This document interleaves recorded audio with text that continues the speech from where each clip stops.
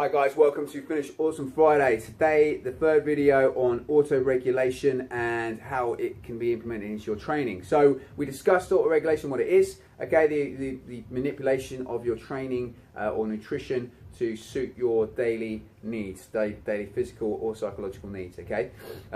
Last video we then started discussing the nutritional side, something that I don't know whether many people have thought about, if they've heard about auto-regulation, actually how then to implement it into everything, not just their training but actually into diets and everything else.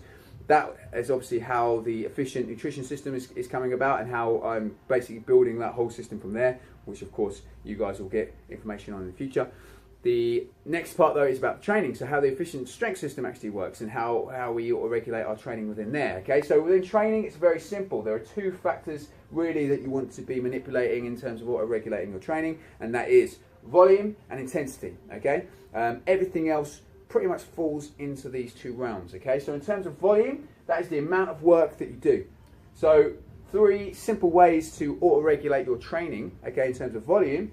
If obviously you're not feeling great any particular weeks, or if you're having a week where you're sort of taking a little bit of a step back, okay, and you might decide it on the day.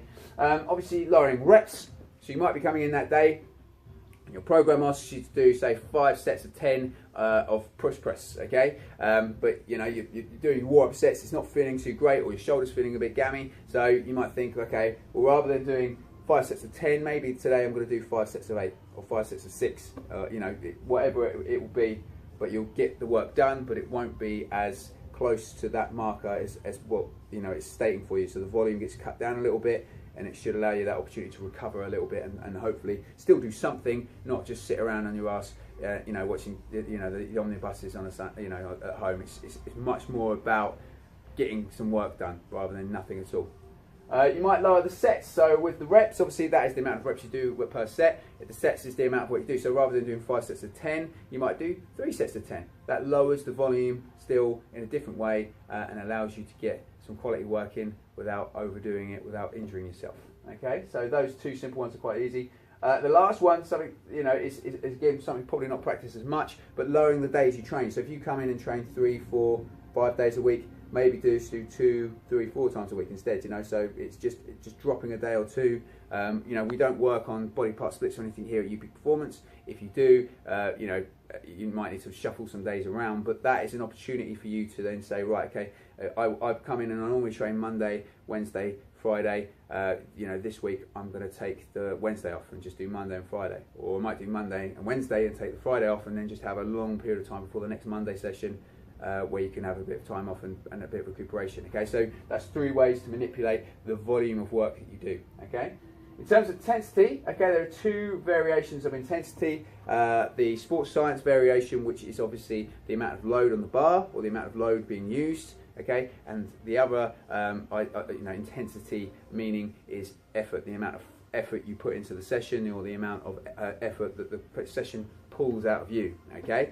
So in terms of load, okay, simply put, if you're not feeling it one day, then to change the load, just drop some weight off the bar. Okay, so you might come in and it says to do 5 sets of 10 of push press with 50 kilos. Okay, today, you know, you're warming up, you hit sort of 30 kilos, and that's already feeling pretty heavy, and you're thinking, I don't think I'm going to make it to 50 kilos. So rather than put 50 kilos on the bar and struggle around with it and try and get something done with that, just drop it back a little bit. So drop it back to 45 or 40 kilos, or even, you know, 35 or 30, depending how beat up or how, you know, how sore you might be feeling. You know, whatever that level of intensity is, that is going to be the right level of intensity for that day. Okay, the idea here is we're looking at long-term training, we're looking at health, we're looking at fitness. We're not looking at you becoming an Olympic champion, so you don't have to grind through any sessions to get to that peak performance that you're looking for. Okay, there's no set linear plan for you. What we're trying to do is trying to push you as hard as we can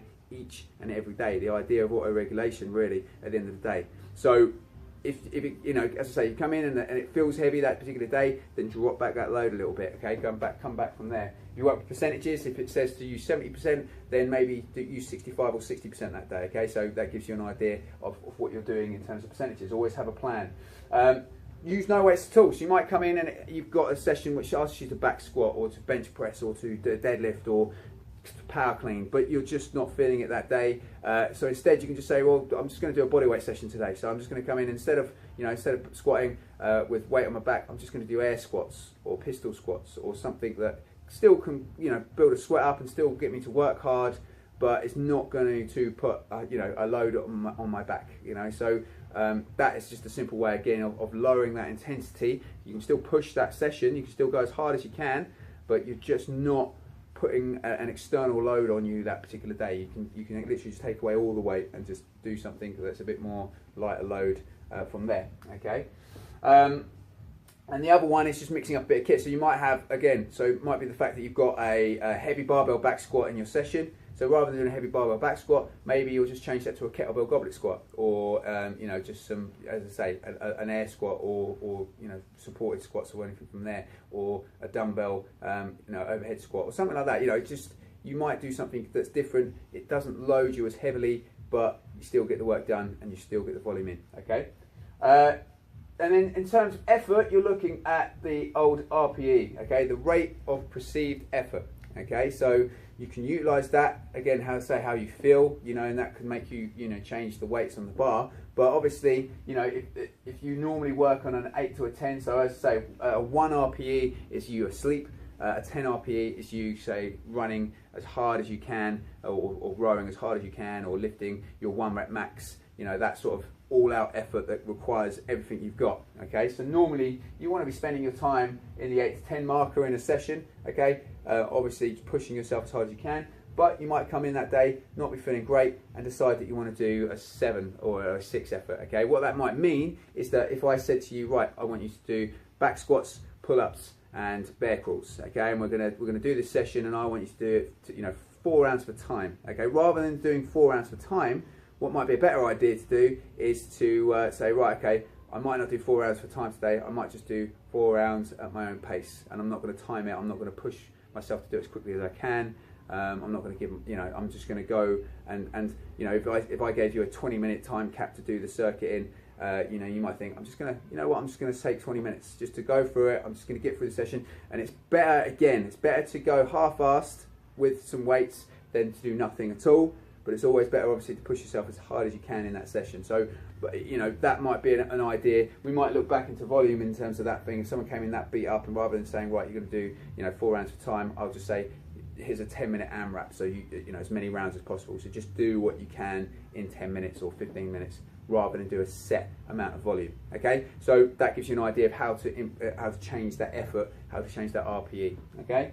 The idea of auto regulation, really, at the end of the day, is to not need any particular deload weeks or set in stone deload times. Some programs call for particular weeks where you take actual time away from the heavy loading, and that works within those programs. But the idea of UP Performance, how we work it, is that really we're training people, say, 1 to 2 times a week in terms of my personal training. How I train sort of 3-4 times a week. The way I see it is that if I'm feeling beat up and I'm feeling like I need a particular deload, I'll utilise one of these methods instead of literally taking a whole week off. Because what I've learned is some weeks when you have a preset deload, so I might say I'm going to train for 4 weeks, have a deload, train for 4 weeks, have a deload. That's the way I used to sort of sort my training out. But I found when I'm in those deload weeks, maybe 2 or 3 days into the deload, actually I'm not feeling that beat up anymore. I'm feeling fresh, I'm feeling ready to go. And on that day I could have hit a PR, but instead of doing that, I've decided to just keep going through the week regardless, and not beat up my body. Rather than letting my body and mind tell me where I am in my training and adjust my training from there, then I've obviously missed out on opportunities, or may have missed out on opportunities because I've took purposeful deloads back. So this way, it's a bit more instinctive, and it works a bit more with you and your mind and your body and how you're actually feeling on those days. Okay, it might take a bit of time to learn how to do this, so it might be an idea to have purposeful weeks to begin with, and say, I'm going to have this week off, I'm not going to take the load off here. But personally, I will find that if I can work hard and my body will generally tell me where I am in my training, I will then lower what I need to get through those sessions and then come back stronger for the other end of it. Okay, so there's a purposeful way of sort of deloading the body when needed. Okay guys, so that is how auto regulation works within the training. That's how we look at it at UP Performance, and how we can change and manipulate sessions to suit that way of training, and it obviously from there, you know, it allows less injuries, less missed opportunities, and more sort of the athlete learning about their own body and how they work and how they train, okay, because everyone's a little different. Some people may need sort of a time to step back every sort of couple of weeks. Some people might spend 12, 16 weeks before they need to really take a step back. So it gives you that freedom to sort of pick and choose when it works with your body. Okay, guys? Hope you've enjoyed these videos. Obviously, any questions, then chuck them in below, or ask me when you see me around the gym or out and about. Any questions in terms of future videos or anything you want to suggest for future videos in the Finish Awesome Friday, then let me know as well. But I'll just keep trying to pump out this information for you guys, and hopefully you're finding it interesting. Okay? Just be awesome, guys. Have a great weekend. I'll see you soon.